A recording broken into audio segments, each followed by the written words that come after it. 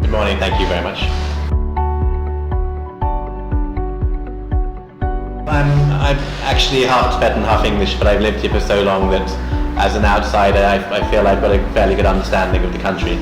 And as one reviewer said, it's sort of, the book is sort of like a love story towards the country in terms of, even though I've written about some unsavory characters as well, it sort of shows how much I love the country and how much I want to share with hopefully the rest of the world about life here.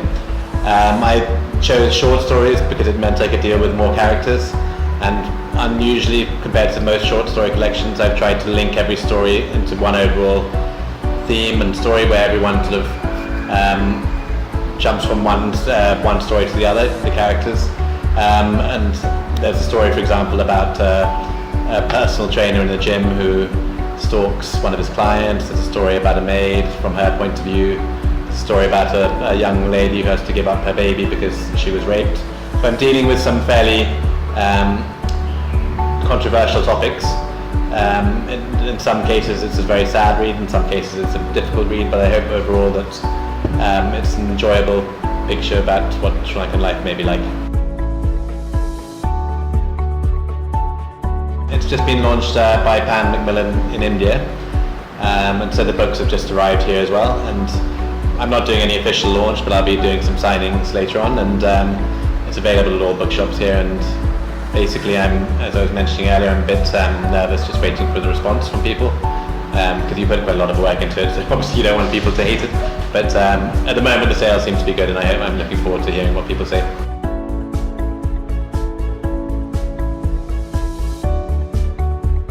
The thing is, I've learned this from writers, and Naomi Munirera, who's one of the Sri Lankan writers, was very keen that you have to be fairly brave when you write. Because you could write a book where you're trying to make sure that you're not offending anyone, or you're not going to get negative feedback from anyone else. But because I have written about controversial topics, I'm almost certain to get some negative feedback about from some people who disagree with certain points of views. But obviously, the book is not necessarily my point of view; it's the character's point of view.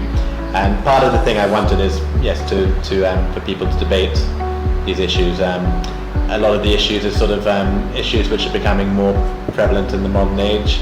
For example, young people who may be homosexual having to come out in a society where their parents may not accept it, stories like that. So it's a book which will deal with quite a lot of things which I hope people will be interested in reading, even cruelty to animals and things like that. But overall, there's some sadness in it because of those issues, but ultimately it should end on a happy note.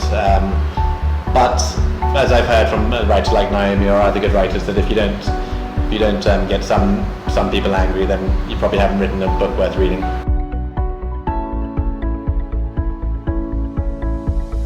The feedback is interesting because the feedback I've got so far is almost 90% of the readers who've read it like the story Loyal Stalker, which is the story about the gym instructor who stalks his client. And the reason it's very creepy because it's the person who's being stalked never actually knows that she's being stalked, and it's written from his point of view.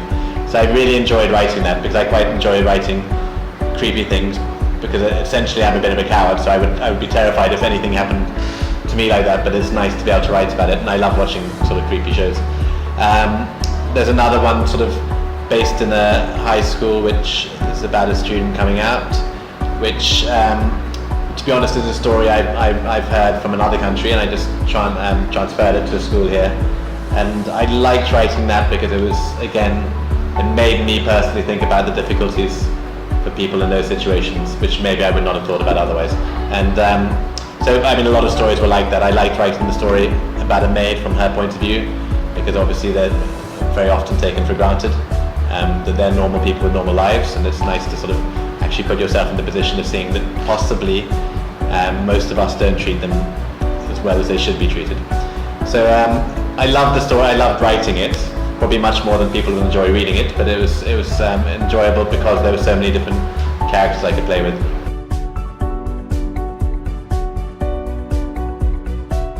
So a number of shops will have it. The biggest seller of my books is normally Barefoot, but it's available at Odell, at McKean's, always have very good stock, Pitch Diapa, Expo Graphics. It's basically everywhere, Trunk at Cinnamon Grand. You can get it on Tuckus online, which is quite an interesting thing because for the same price you can get delivery straight home for free.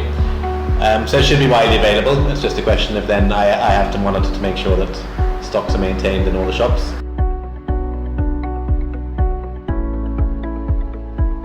I think for me, if I was reading this book, what I like about short stories is you can dip in and out of it, which means I have to wait longer for feedback. So it's a great read to maybe read on the beach, one story a night when you go to bed. But why it's different, and as long as it works, as long as I've done it properly, why it's different is the stories link. So you may think you're reading separate stories, but as you get towards the end, suddenly all things will come together, and you may have to go back to another story and say, hang on, how that? So my idea is to have a lot of surprises which get readers thinking. So I think ideally it should certainly make you cry, possibly make you laugh, and ideally make you think. And that's why I think you should hopefully read it. Thank you so much. Thank you very much indeed.